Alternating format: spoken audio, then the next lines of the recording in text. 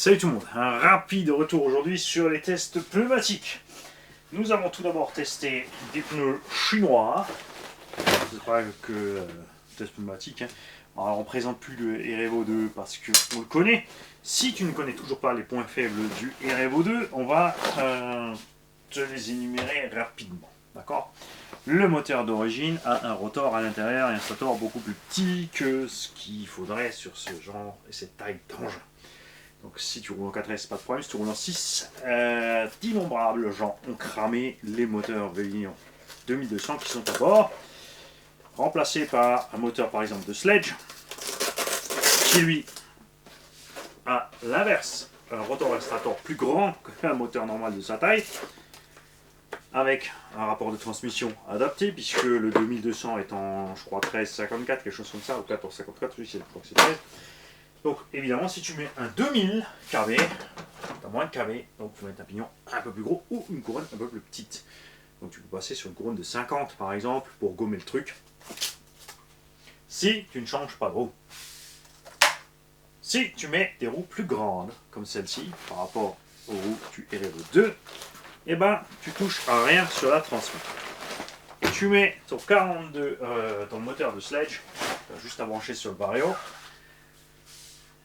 et tu mets les roues plus grandes et c'est parti. Je te conseille le petit renfort en alu ici. Pour l'instant, on a toujours encore le support d'aileron, mais si tu as des problèmes de support d'aileron, perso, j'installe une boucle de pare-choc de Summit arrière, donc c'est la même boucle que ça, mais qui est plus grande, ok, avec le pare-choc du Summit, et je visse l'aileron directement sur la carreau. C'est tout. Pour l'instant, celui-là, on s'est calmé un peu, ça tient, donc on l'a laissé. D'origine, tu reçois la machine livrée avec les biellettes fixées au milieu. Je te conseille de les mettre au bout comme moi ici. Pourquoi ? Parce que si tu restes au milieu, quand tu es en plein débattement de suspension, la suspension pas en bas, quand vous partez en tonneau, vous arrachez les capuchons d'amorto, les cantilevers, les biellettes, etc., etc. Bref, c'est pas la gloire. Donc avec cette petite modif là, pour l'instant, moi ça me va. J'ai perdu quand même encore, comme tu peux le voir ici, regarde, un grand classique du R-Evo 2, le cardan. Puisque le R-Evo 1 avait des cardans télescopiques, ce que le 2 n'a pas. Ok. Et si tout va bien, d'ailleurs, je crois que j'en ai des télescopiques ferrari. Mais je ne suis pas sûr qu'ils tiennent la distance. Il faut que je vérifie. Faut que je vérifie dans ma caisse.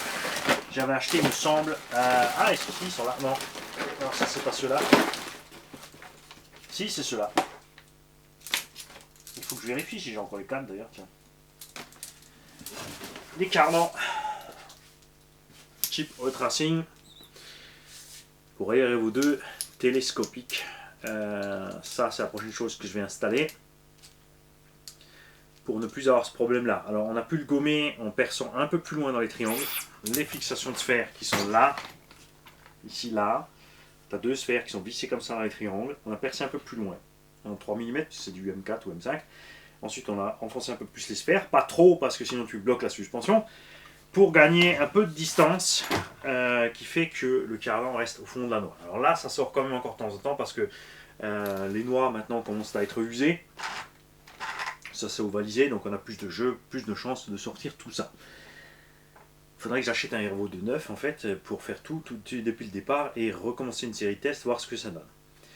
Les cerveaux d'origine pignon plastique, 2 x 9 kg, ça te fait 18 kg, c'est pas assez, et puis c'est plastoc. J'ai mis un seul cerveau 35 kg, tu peux mettre deux cerveaux standards 15 kg, ça vaut à peu près 13-15 € sur AliExpress, un cerveau avec le palonnier alu livré. Donc tu peux installer deux cerveaux standards 15 kg, ça te fera toujours 30 kg de direction. L'avantage, c'est que tu as deux moteurs, donc tu répartis la charge. La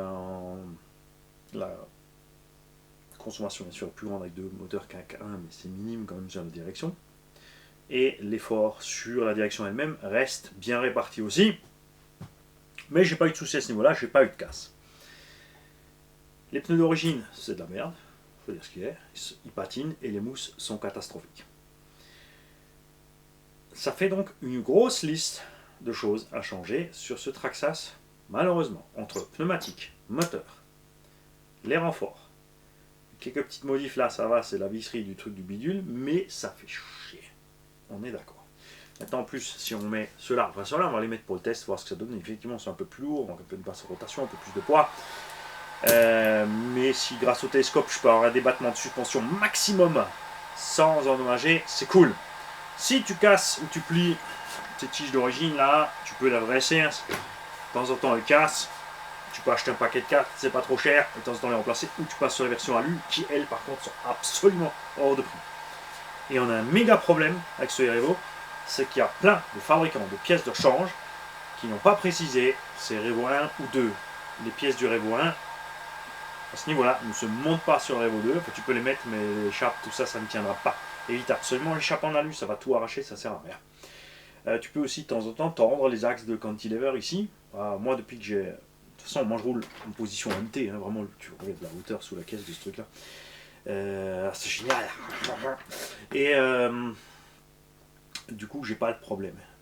Mais c'est vrai que dès que tu vas sur circuit, que tu veux le descendre, tu vas coucher tes biellettes, tu vas arriver à ce problème. Donc certains utilisent des brides avec des sangles, des rilsandes, ce que tu veux. Comme dit, la plaque T-bone en dessous, elle est bien pour bloquer ici. Tu peux à la limite bidouiller un truc toi-même, hein. Il suffit de faire quelque chose ici qui va arrêter ce triangle, qui va l'empêcher de descendre pour ne plus avoir ce genre de soucis. En tout cas, les poètes chinois ont fait merveille, ils sont durs. Excuse-moi. Il fait presque poète quand t'appuies dessus. Comment ça? Avec l'air, ça. Ah, c'est pour ça que je dis poète. Sont durs, sont pas trop lourds, ballonnent pas, donc évidemment pas adaptés à tous les terrains. Là on était sur un terrain très glissant, c'était pas l'idéal. Regardons ce que ça donne en forêt. En tout cas, Mani il est content des pneus. En plus, par exemple de couleur, comme ça tu peux faire des trucs funky quand tu as envie. Donc lui on va mettre de côté, il va falloir travailler dessus. Et le Fled. Le Fled que j'avais équipé pour ma chérie, qui n'était pas en forme pour rouler. Il peut passer de tête, c'est pas grave, ça arrive. Même si j'avais passé vite fait la soirée à le préparer. Encore heureux. Encore heureux, tu vois. Le Sledge avait donc reçu la carreau du Team Magic E6. On avait fixé rapidement avec des rilsans. Ça a fonctionné à merveille. La carreau est toujours intacte.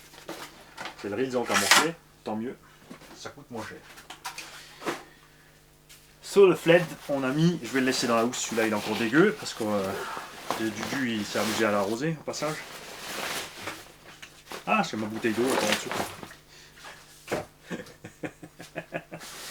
On a enfin ressorti les roues J-Concept, que je te dise pas de bêtises.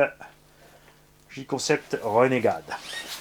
Donc, ces pneus de MT à chevrons modernes qui sont censés être prévus pour Erevo, Sledge et Creton et compagnie.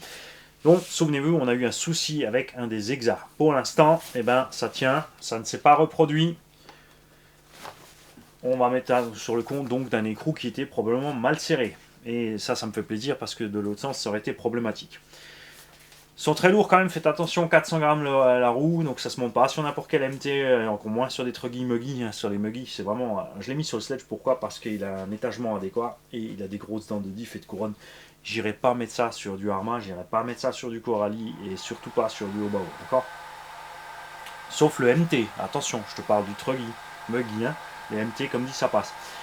On a une excellente traction à l'accélération. On mouline un petit peu, ensuite ça prend. Et en virage, parce que ce sont des chevrons, ça se comporte à merveille. Les images vont arriver, ça va parler. Les images vont parler d'elles-mêmes. Vous allez voir, quand vous allez voir rouler cet engin, vous verrez cette histoire. Bar stab.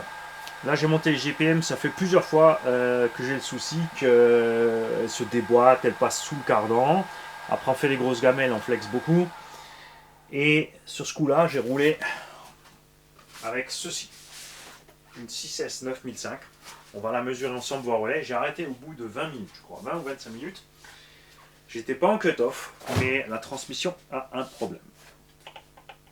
Alors, on avait des roues plus lourdes. On avait une batterie qui fait 1,2 kg à bord. 3,75 partout, donc ouais, il restait peut-être encore quelques petites minutes, mais pas grand-chose. C'est ce que je vous ai dit, des batteries comme ça, grosses et énormes, et qui pèsent une blinde, ça ne sert à rien. Normalement, je roule avec ça, 600 grammes. Là, j'ai mis le double. Et c'est la transmission qui a payé la facture.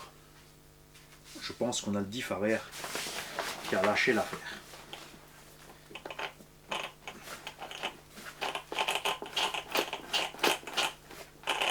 On va essayer de le faire forcer un petit peu. Là, on a même les... Comme je l'ai oublié dans sa sacoche mouillée, ben, on a grippé un petit peu du roulement. Donc, on va s'arrêter là. Ce machin, on va le nettoyer, on va le huiler et il va très certainement être nécessaire de le démonter afin d'y travailler, voir ce qui se passe au niveau des diffs. Mais on fera ça ensemble quand je l'aurai nettoyé. Là, c'est pas la peine. On va pas s'amuser à tout dégueulasser là. Je suis en congé, ma Gigi m'attend. J'ai profité vite fait qu'elle soit occupée à quelque chose pour vous faire quelques vidéos. Mais là j'ai merdé, tu vois. Regarde. Tout qui va dur. Alors on a tordu du cardan aussi sur ces figures là. Je rappelle que ce sont les cardans CVD chinois que j'ai mis dessus. Mais les origines auraient plié aussi, je te le garantis.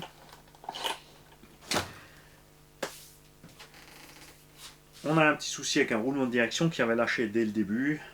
Et me dis pas, Armani, tu venais pas de dire que tu faisais une vidéo de retour de pneumatique. Ouais, mais en fait, il n'y a rien à dire, on est content. Donc, ça ballonne pas trop. Ça pèse 430 pièces. Super motricité, super tenue en virage.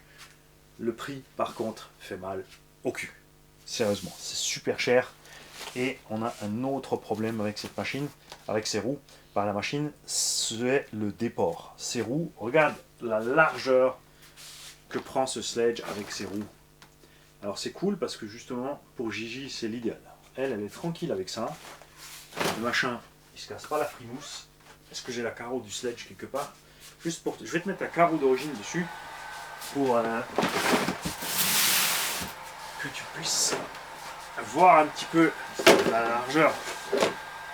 C'est un engin qui est déjà large à la base, on a un carreau large donc c'est vrai que si tu mets des petits trous c'est moche. Et regarde un peu la largeur du bordel. Tu vois. Alors il est toujours pas aussi large que long, hein. C'est toujours pas aussi moche que certains Coralie, Arma et Techno MT410. Tiens. Et mais ça lui fait une bonne gueule en plus, même avec la carreau d'origine, hein. Je crois que je vais le laisser comme ça. C'est les pneus que j'ai acheté parce que j'aime le look MT, je voulais foutre ça sur la MT. Mais sur le MTX au bas-haut, ça le fait pas.